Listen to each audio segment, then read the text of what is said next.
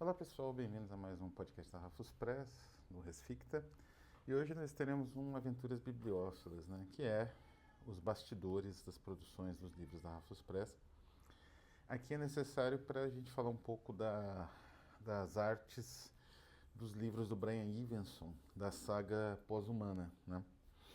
Esses livros começaram a ser lançados em 2018, né, com um Mother Matter, né? E nós continuamente trabalhamos o aspecto visual dessas obras assim, em sincronia, digamos assim, com as temáticas, o desenvolvimento temático das obras em si.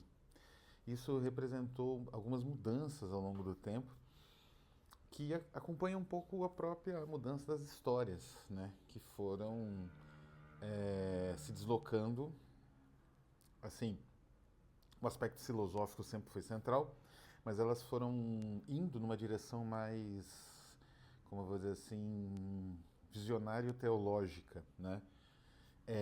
Partindo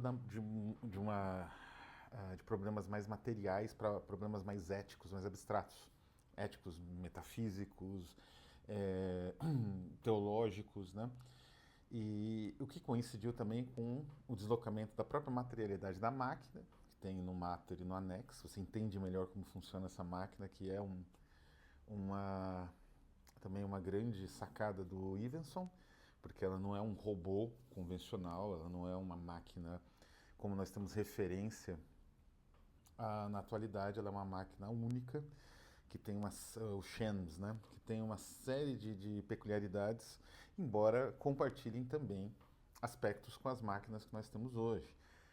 Uma ideia de uma rede, né, a integração dentro dessa rede, a ideia de circuitaria, de programação, né, de um tipo de programação calcada ora em algoritmos, ora em neuralidade, né, redes neurais, enfim, para conseguir replicar o intelecto humano e criar aquilo que eu já comentei no vídeo passado, que é o emulecto, né, que é o próximo passo das inteligências artificiais. Não foi dado ainda.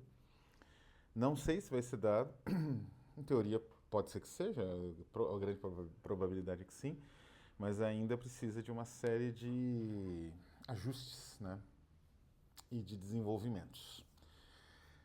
Uh, a questão central, acho que, da inteligência artificial para o Brian Evenson é uma noção, digamos assim, de necessário ataque ao narcisismo humano, né? Eu acho que isso é central na obra do Evenson, de uma forma geral, isso é bem interessante, porque esse narcisismo é que ajuda a montar a nossa identidade, essa identidade muito rígida, muito uniforme, sem a possibilidade de nenhum tipo de vacilação, né? A identidade humana ela está dada e ela é perfeitamente equilibrada, né? E se baseia na dignidade da nossa consciência e da nossa racionalidade, ou seja, nós somos animais racionais, né? Que dispomos do cálculo e da construção da linguagem. E além disso, somos animais que temos consciência da própria vida e da própria morte, né? Nós conseguimos distinguir entre sonho e realidade e conseguimos entender que aquilo que a gente vê no espelho somos nós mesmos refletidos por um processo óptico, né? E isso faz com que nossa dignidade seja absurda, né? Com que nós entendamos, né, o ser humano como um ser absurdamente único e nos afasta, né, nos, digamos assim, é, distancia da esfera animalesca, que também faz parte, né, do ser humano, mas se você negar, se ninguém falar nada, tudo bem, né? Todo mundo nega e fica por isso mesmo. O Ivenson, ele vai, como outros autores relacionados ao universo pós-humano, desde Wells, né, ele vem justamente fazer digamos assim, um protótipo dessa crítica já existe até no Frankenstein, né? Mas como eu comentei no último vídeo, a percepção romântica ainda não tinha dado esse, digamos assim, passo além de uma percepção mais próxima do século XX, de que a extinção pode acontecer e da própria humanidade, não, mas não do planeta em si, que continua existindo, e a vida continua circulando por aqui, sem a nossa presença, até talvez com mais desenvoltura. Mas no caso do Iverson, o foco é esse, e ele desenvolve com bastante habilidade essa crítica, né? Que é justamente aquela crítica de um aforismo chamado Para Voltaire, do livro Dialética do Esclarecimento, do Theodor Adorno e Max Horkheimer, que é a minha base do pós-humanismo, é uma base de teoria crítica, uma base de materialismo, um pouco freudismo também, porque é uma percepção de que essa dignidade da consciência ou da razão, ela é muito frágil para você simplesmente dizer que é isso que garante que a humanidade se mantenha, que o homem seja, né, um ser humano de verdade e que, digamos assim, a nossa distinção da natureza e dos animais seja clara. Não é tão clara assim, né? Às vezes a nossa rapinagem, às vezes não, em geral, a rapinagem humana é muito mais intensa, muito mais cruel do que qualquer concepção arquitetada pela natureza e, de longe, muito mais cruel do que qualquer comportamento animal, né? Que ele fala o seguinte, não é? Ah, o ódio intransigente pelo terror perpetrado contra a última das criaturas constitui a legítima gratidão dos que foram poupados. Eu acho que é bem isso, né?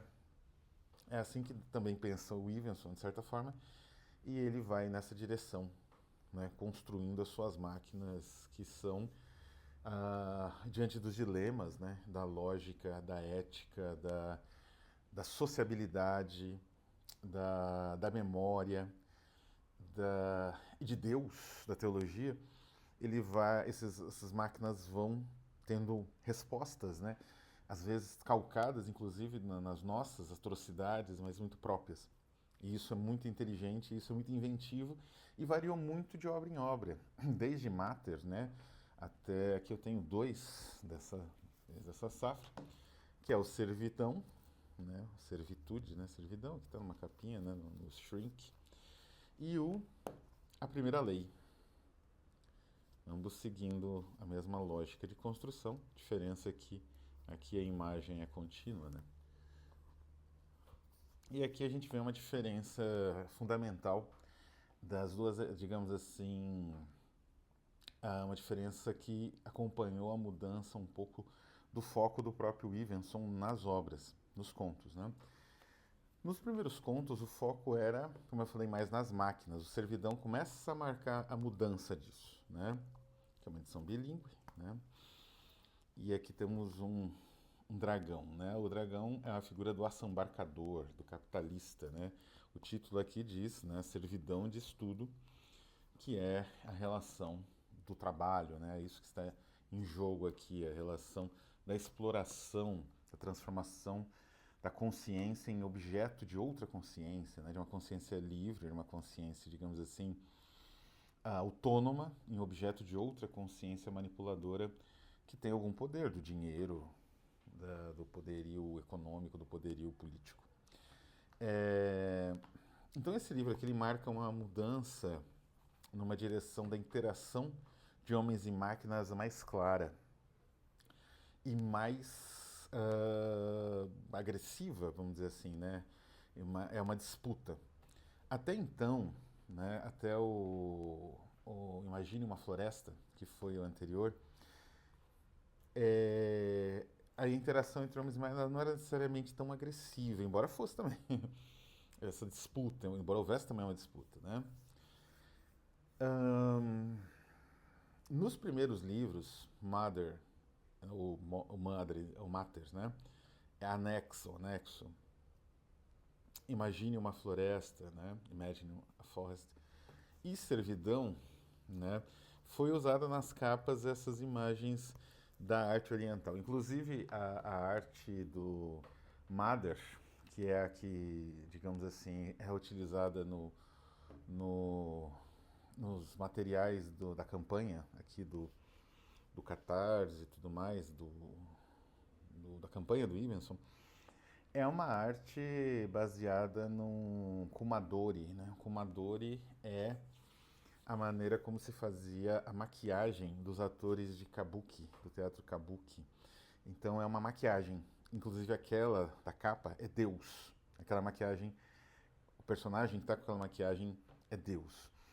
O uso dessas máscaras também aparecem no anexo. São máscaras do teatro chinês de ópera, no teatro de ópera chinês, século XIX também. Uh, e aqui, tanto aqui quanto no Imagine uma Floresta, são imagens do mundo flutuante, né? As pinturas do mundo flutuante, o Kyo. O uso dessa imagética estava relacionada com, por um lado, uma subversão do exótico, né? Essa ideia dos computadores no Oriente, etc., que é muito comum ainda, né?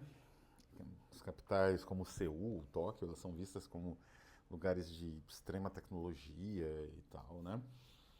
Por um lado, e por outro, o trabalho direto com uma ideia de a expressividade dessas máscaras ou dessa maquiagem, né, esse modelo de maquiagem, no caso do Mater, do primeira capa, que elas são simbolicamente expressivas. Há uma espécie de rigidez hierática, né? Até maior do que nas máscaras do teatro grego, da tragédia grega, né? Mas, ao mesmo tempo, elas são muito expressivas, né? Essas imagens, essas figuras, elas são muito expressivas de uma forma mantendo o poder simbólico, da ressonância simbólica de cada uma dessas imagens, desses rostos. Então, foi essa a opção, né? Então, nos dois primeiros livros, especialmente, foram rostos. Depois a coisa foi para paisagem, com Imagine uma Floresta, pelo próprio título, né? No Servidão, aqui é uma representação da figura do homem no poder, né? Com capacidade de manipulação dos outros. E, por fim, no First Law, nós temos aí sim, né, a imagem da Esfinge, de Gustave Doré, e a imagem interna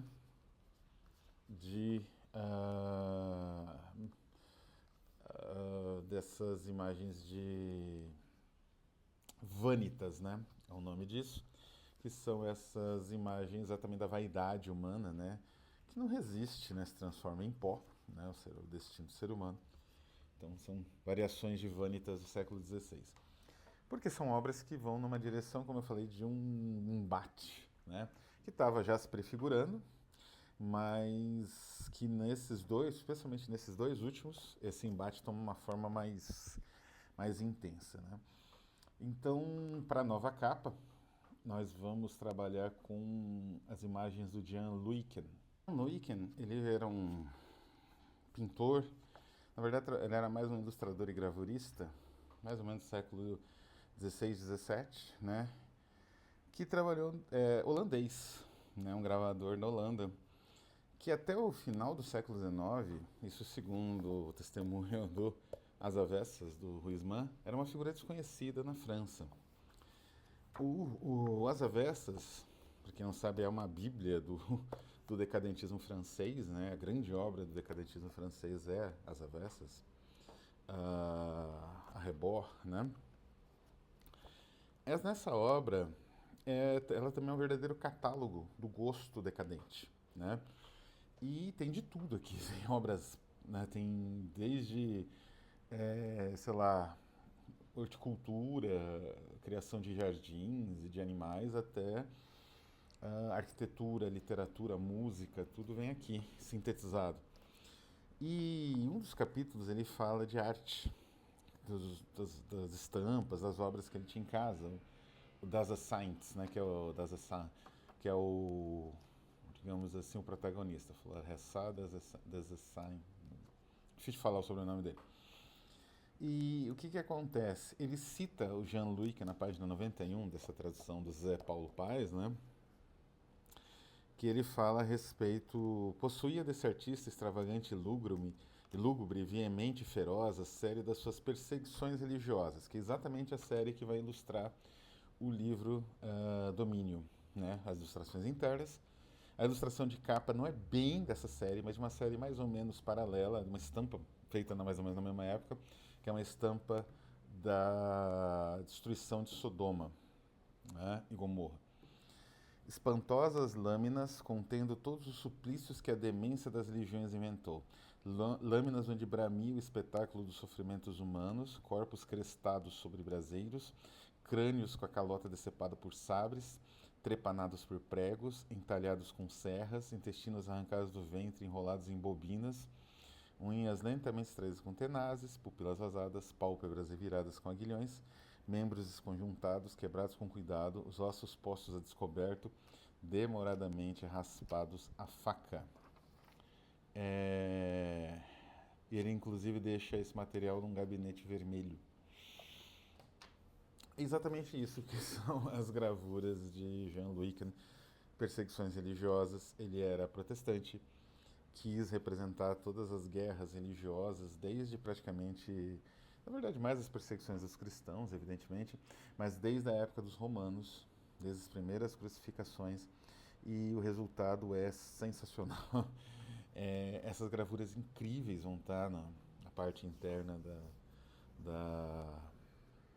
do livro Domínio, porque representam um pouco a discussão central dessa narrativa um pouco mais breve, mais poética, que é a questão da direção da própria religião, né? Para onde vai a nossa própria crença no melhor espiritual, né? No mundo melhor, numa dimensão melhor espiritual.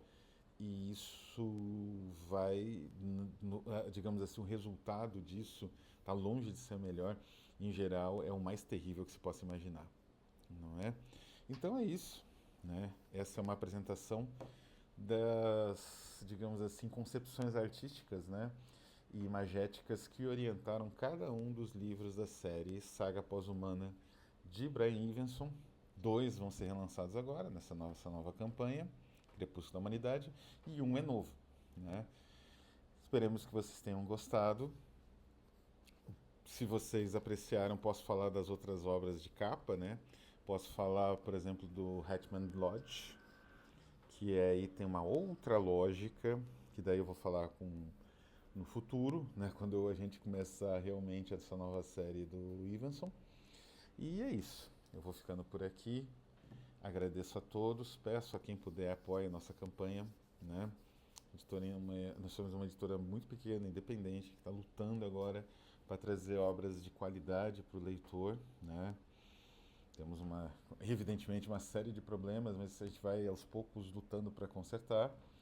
Sempre aberto a todos os nossos leitores. Nossos leitores não são apenas leitores, mas são as pessoas que nos apoiam e fazem, se possível, né, a edição desses livros. E isso é algo que nós sempre vamos agradecer muito. Então é isso. Um abraço a todos e até a próxima.